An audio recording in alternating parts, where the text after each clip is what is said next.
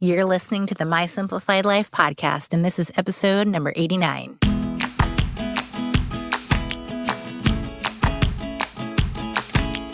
Welcome to the My Simplified Life podcast, a place where you will learn that your past and even your present don't define your future. Regardless of what stage of life you're in, I want you to feel inspired and encouraged to pursue your dreams, simplify your life, and start taking action today. I'm your host, Michelle Glogovac, and I'm excited to share my stories and life lessons with you while taking you on my own journey. This is My Simplified Life.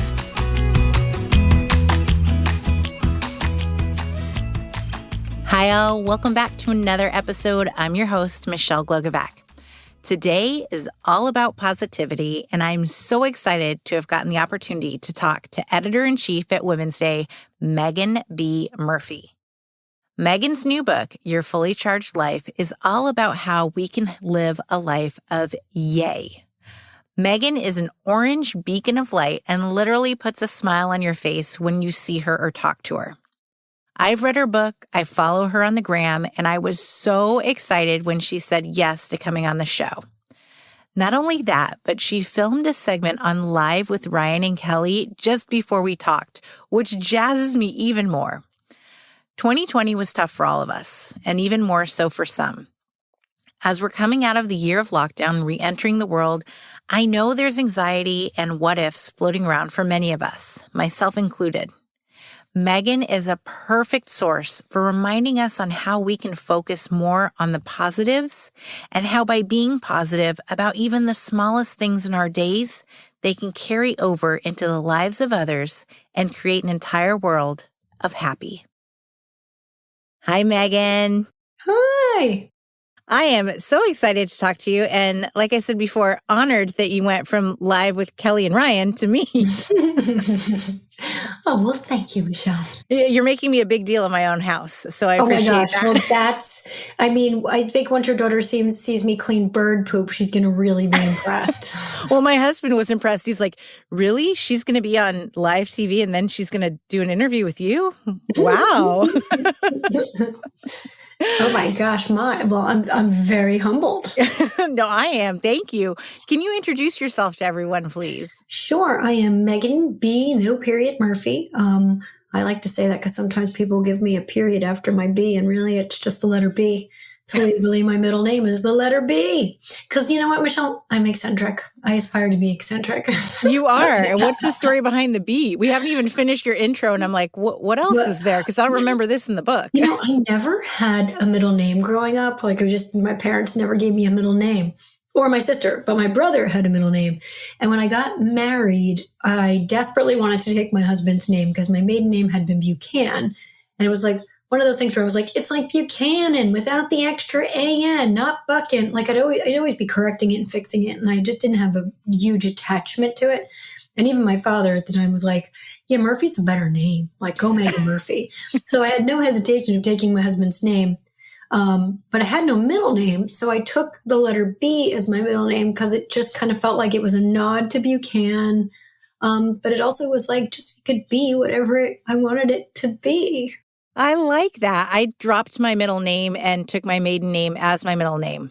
I like that too. Yeah. So Layler, it's not a middle name that anybody else has, but that way I get to have it all. That's cool. I like that. So finish your intro. I'm sorry I interrupted you. We know you're Meaghan B. Murphy, but what else? I got a bunch of jobs. So I'm the editor-in-chief of Women's Day magazine. I am the author of a new book called Your Fully Charged Life, a radically simple approach to having endless energy and filling every day with yay. I'm a co-host of the podcast Off the Gram, which is part of Dr. Oz's OzTube network. And my most important job is mother of three. I have a 10-year-old, a 9-year-old, and an almost 8-year-old. And you have to be fully charged to have all of those hats. You gotta fun filter life, that's for sure. And you do. I love the lightning bolt. If anyone follows you, they have to now go follow you. But you have the lightning bolt on everything. And I didn't even know you could find it in so many places. Well, it's so funny because it's like it's been a power symbol, and I talk about this kind of things in the book: having a favorite color, having a symbol, having words and mantras and things that kind of charge you up and give you energy is really important. And then you need to keep those things front and center. So I'm a walking lightning bolt. It's a connection I have to my mom, who is the OG bolt. I had a picture growing up of her in this lightning bolt t-shirt with these really cool braids en route to her road trip honeymoon to Yellowstone National Park. And I just thought she was the coolest thing ever. And the thing about my mom was that she was always relentlessly confident and always believed everything was always possible. And so that's how I grew up, believing that everything was always possible. And when in doubt, ask forgiveness, not permission. And so that was a really encouraging way to grow up. I took lots of chances because, I channeled her confidence and lived with a lot of conviction. And so that symbol also connects me to her, the OG Bolt. That's amazing because I think so many don't get to grow up with that mentality. And as a mom of two young ones, mine are 6 and 5, we're constantly saying, whatever you want. Anything you want to be, you can be, do whatever you want. And I think it's really important that we live those kinds of life. But so often we forget that, especially as we get older. Can I do this? I don't know. Should I do this?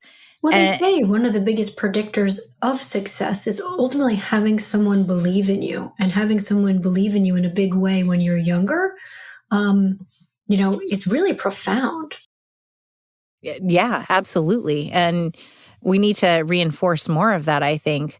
Let's talk about your book because it is very motivational. Like, I want to live this life of joy. And as you say, yay, I love it. I find myself, even when I comment on your Instagram, like, yay, it brings a smile to your face, the word alone. It's a joyful word, right?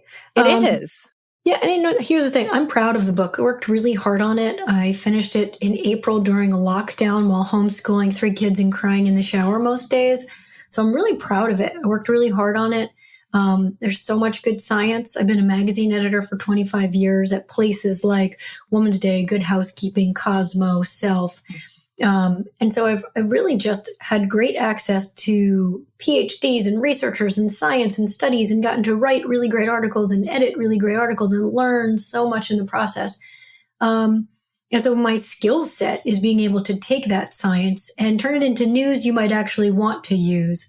And so I think that's what works about the book is that, hey, these may be things you've heard before, but not in this way. Mm-hmm. And sometimes it's just hearing something from the right person at the right time in the right way, which makes the science stick, which makes the change effective. And so I'm really proud of the book, and it looks at different aspects of your life and hopefully helps you get unstuck. I like to say that it is absolutely not any kind of a life overhaul or a life makeover. But if you're languishing now, my new favorite word for the joylessness that some people are feeling, and I loved the New York Times article that gave it a name, because I think it's so important the second you're able to give your pain a name, then you can take an action step to deal with it. And so if you're feeling that kind of stuck pandemic angst, even as we come out of this and things feel scary and confusing in new and different ways, if you're feeling stuck and you're languishing, I think that my book is an antidote to that. There's so many strategies in here, and I believe that 1 or 2 of them will stick, and it could be your game changer. Absolutely. And you cover I love the different charges, from life charge, love charge, family, recharge, work charge, all of them. And I think that if you just pick up one simple habit, then it has that trickle effect of more and more and more. And then you become happier. There's more positivity. And then as you're being happy, it spreads to other people. Yeah. And it becomes everyone's living a life of yay. I think the key is really creating momentum. Like living fully charged is having this kinetic energy, creating momentum in your life, and understanding that the choices we make, the action steps we do, they have ripple effects. And so if I do one positive thing, if I'm able to prioritize positivity, have a little bit of gratitude today, take one positive action step, I'm likely going to take the next one and the next one because I begin to create this positive momentum. And I think that's super important for anybody who is feeling a little angsty and stuck, is just to begin to recharge and create momentum by taking small positive action steps. And it can be simple. I mean, I do every night. I did this 5-minute journal. I now do the 6-minute journal. So there's an extra minute involved. That's great. And you write down, 3 great things that happened today. And I become really proud of myself when I'm writing like 5 or 6 because it was a really good day. But just reflecting on, even when you think that there wasn't something monumental that was great, I'll think back to, this morning as I was dropping the kids off, the little old man at the end of the street that I've never actually even met in person stopped and smiled and waved. Yeah. And that made my day. And I'm sure it made his day that we all waved out of the car like crazy people. And there's so many charges at play right there, right? So that's the love charge. That's creating community. That's, like that human connection is super important. And then pausing to appreciate that and express gratitude. I mean, that's a whole lot of yay in just that one interaction. And I commend people who are able to journal. And I'm pretty honest about the fact that I'm not. Granted, I'm a writer and I'm always scribbling and I have notebooks of stories and anecdotes and thoughts, but I'm not somebody who actively journals because it just feels homeworky to me and I can't stick with it. I can't create a habit around it because it feels too homeworky. And so really what I created the yay list for, and I asked my family, what made you say yay today, was a way of journaling. It's really sort of a gratitude journal 2.0, a living gratitude journal, if you will. And so we'll sit at the dinner table or before bed and really recount, like, what made you say yay today? And as I'm tucking Brooks in and I'm giving him his smooches, he'll be like, well, when we went to ice cream at Ralph's after school, that was a fun surprise. Or when Daddy got in goal at lacrosse practice last night, Dad's a coach and he got in goal. And like when Daddy got in goal, that was so funny. And he wore the helmet, and it's just stopping and being like, wow, all those fun things happened in this day. Right? I think it's also, yeah. And I think coming from a kid's perspective, we tend to think as adults, like it has to be something big that makes it. And it is the smallest things. My kids will say, what was it? I surprised them with something one day and it was small. It was like changing up the way we walked around the block. Oh, but Mommy, that was the best surprise ever. Mm-hmm. Well, and the neat part is okay. So Brooks, my son Brooks, my 7-year-old's highlight was Daddy playing goal. Daddy's coaching and Daddy playing goal. Then when I tell that to my husband later, when I'm snuggled in bed with my husband, it's this good energy boomerang. Because now I'm being like, guess what? Brooks's favorite memory of the day is when you put on all the gear and got in the goal. And now he's got that spark because he's feeling appreciated and something he did is being celebrated.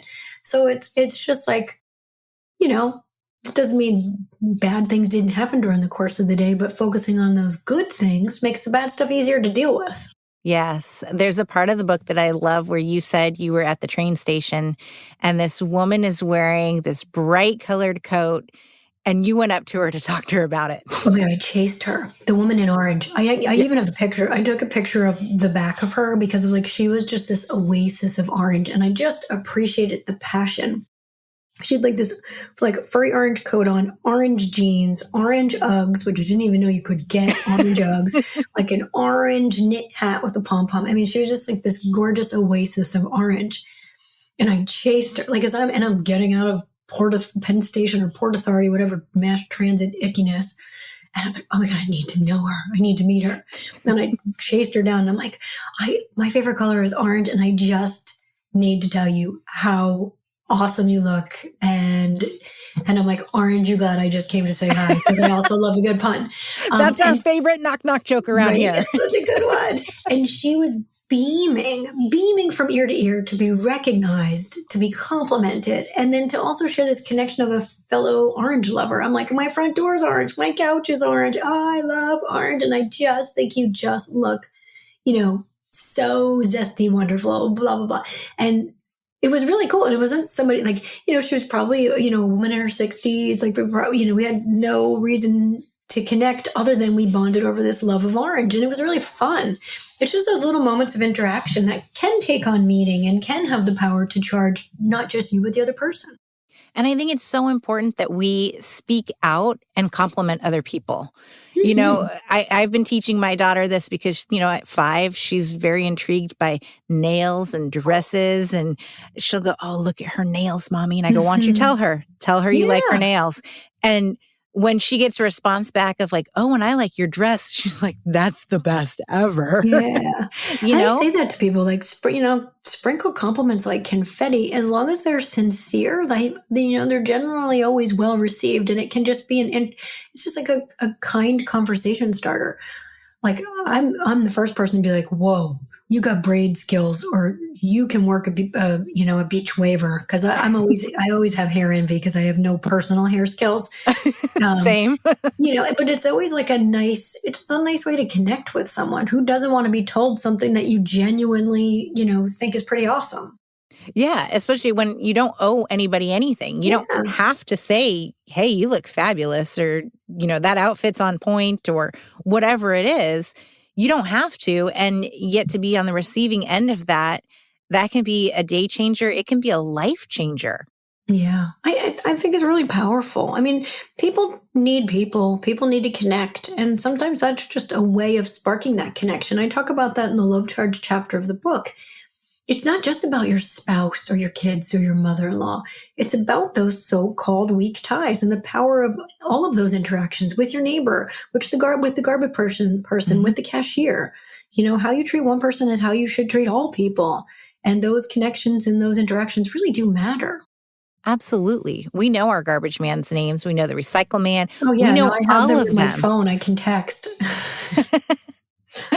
It is important. And, out of this pandemic, one of the greatest things that we've gotten as a family is instead of going to parks and whatnot, we walked our neighborhood like crazy people, Yeah, it's 5 cool. miles a day. And now we know all of our neighbors. Yeah, I love that. That's really cool. And I know you're a big fan of your hometown. I mean, I was once You're the named Chief spirit. Spirit Officer. Yep. I mean, that's a fact. I really believe that people should have a sense of community, that they should love where they live. I run a social media as a hobby for my town. My town's Westfield, New Jersey. I call it Bestfield, New Jersey. And I run a Instagram called Bestfield, New Jersey, which is just a love letter to the businesses, the people, places, and things that I say make Westfield the best field. And it really is just a celebration of our community and the people who make it special. And that's amazing because, as we know, you already said how many hats you wear. So You know what the funny thing is, though? It's like legitimately a hobby. The way somebody might knit, I write love letters to my town. that's so cute. I mean, like I'll go on a run and I'll like document a new storefront or a beautiful field of flowers, or I'll show off, Glenn, who works at Williams Nursery, who was really helpful when I was looking for dirty pots for Live with Kelly and Ryan, and I'll shout him out. I think it's a nice way to just give people a round of applause and say, hey, you know what, you're doing great stuff. Thank you for being a part of the community. And that's so important because we often hear so much of the negative, especially crime and this is what's going on. And it's Yeah. all the negative stuff. We don't hear the positives of this new store just opened and, this person was really helpful. There's just not enough of this positivity going around. Well, and that's just sort of my mandate, right? Is just to make the good loud, because the bad is easy to spot. The bad is apparent. The bad is rampant, but there's good too. And there's lots of it and there's more of it, but we just don't make it loud. And so I'm always trying to give a megaphone to positive things, to good things, and to let those things be loud. I love it. I want you to be as loud as you possibly can. I'm pretty loud. So why did you want to sit down and write the book? With everything you've got going on, what made you say, you know what, I'm going to write this book and I want more positivity and all of these different ways to help other people live this life of yay? Yeah, I mean, well, there's a couple of factors. I mean, first, I think people, what do they say? What do people ask from you? That's your gift to give. And what people would ask for me is, how do you stay so positive? How do you have so much energy? How do I bottle your energy? And I used to always say, oh, if I could figure out how to bottle it, I'd be rich. And And then when my father was dying, I lost my dad to pancreatic cancer in a very quick 5-month span. And I really got a chance. The gift of terminal cancer, I suppose, is that I really got a chance to go and sit with him in chemo and really ask him tough questions, and through tears, ask him things like, Dad, how do you want to be remembered? How do you want your 11 grandkids to remember you? How do we honor your legacy? And he knew exactly what that meant to him, what he wanted. And I really did get very self-reflective and think, okay, now's my chance to ask myself the same damn question and take action. And it felt very clear to me that I wanted to leave a legacy of positive energy. It felt very, very clear to me that that was my legacy, was that, I transformed from a kid with a lot of troubles who, went through hospitalizations and treatment centers and, had some tough times, to a person who really, I live with optimism and joy, and I have grit and grace in the hardest of situations, whether it's my father dying of pancreatic cancer, whether it's actually getting COVID, along with my 3 kids, my husband and my mom, 3 weeks before my book launch. Things, hard things happen. But how do you lean into them with grit and grace? I've got the strategies. I've worked hard, trained to live this way. And so, for me, why am I going to be selfish? I'm a service journalist. If I figure stuff out, I got to share it. And so it became very clear to me upon my father's passing that that's what I needed to do. And I got really serious about writing a book, about finding an agent, writing a proposal, worked on that for a year, then shopping the book and, beautifully, luckily selling it to Penguin Random House. And, because it's easier if you can get paid to write the book. Right. And a little bit of motivation there. Yeah, that helped.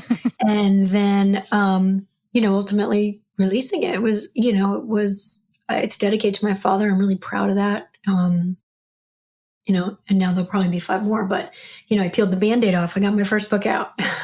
It's so inspiring. And I'm very sorry about your dad. My father passed away from pancreatic cancer, but it was just 6 weeks. And then my mother-in-law also passed away from pancreatic cancer. It's crazy. It's a terrible disease. Yeah. And I remember I was with her during her chemo sessions and, got to have these moments that otherwise wouldn't have really, because we take life for granted.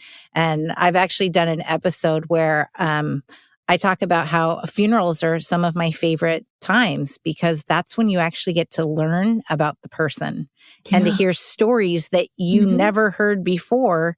No matter if this was your best friend or a relative, all of these amazing stories come out and it makes you feel like, oh gosh, I wish I could have known this person better because there was so much more that I didn't even get to tap into. See, it's a very interesting, maybe we should funerals are a celebration of life, but maybe there needs to be something where you put the fun in funeral before someone actually dies. Maybe they're called funerals or something. And I love that. Oh, you better trademark that before we put it out there. I know, right? I'm like, oh, maybe that's a good idea. Sometimes I have good ideas. I got to write that down. But it is, because that's what it is. It's a celebration of life. I always say I want a dance party.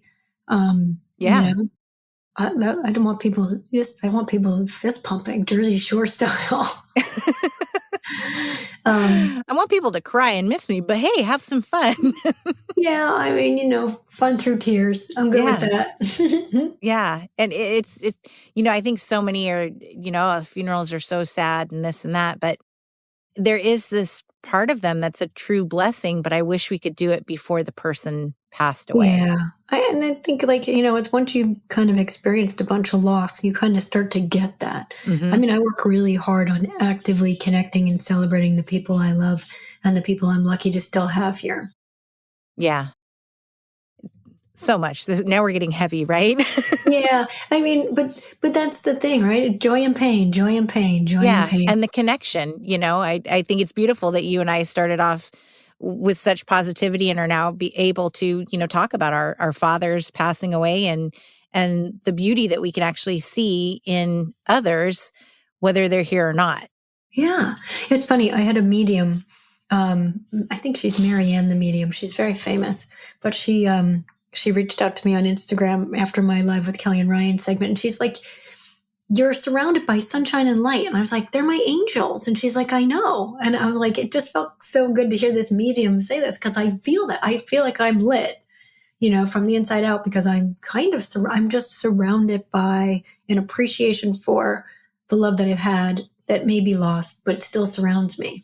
Well, I'm jealous that a medium reached out to you. I know. That's on my, I want to get in touch with a real one, Yeah, like a Teresa Caputo or somebody who's going to. She's okay. Wait, I think her handle is Meaghan the medium. I'm going to reach out to her. She's kind of a big deal. I feel like you have to wait like 2 years to see her. Of course. But you do have light that just radiates out of you. You're just, I don't even know how to describe it, because when you pop up in my feed, I smile. Whether it's your decorations, I love that you decorate your house for every single thing that there is. Well, one of my mottos is holiday hard, right? Put happy on the calendar and find the yay in every day. And sometimes you have to manufacture it. I'm really big on like National Lipstick Day yesterday. Yesterday was National Nail Polish Day. I'm happy to have an excuse to paint my toes, right? Like, great. I love things like that. National days, holidays, anything that gives us an excuse to celebrate, to put joy on the calendar, put happy on the calendar. I am all in. Currently, my house is an explosion of Americana because I am now decorated for Americana from Memorial Day through July 4th. So and then what's after July 4th? Oh my gosh, that's my dog. Oh my Lord. Oh. Did you hear that? He just tried to bang down the door. Sorry, Demps. Well, then I do like a watermelon moment. I have some like fun watermelon pillows, and I like to craft with watermelon. So I do a watermelon moment before going to back to school apples.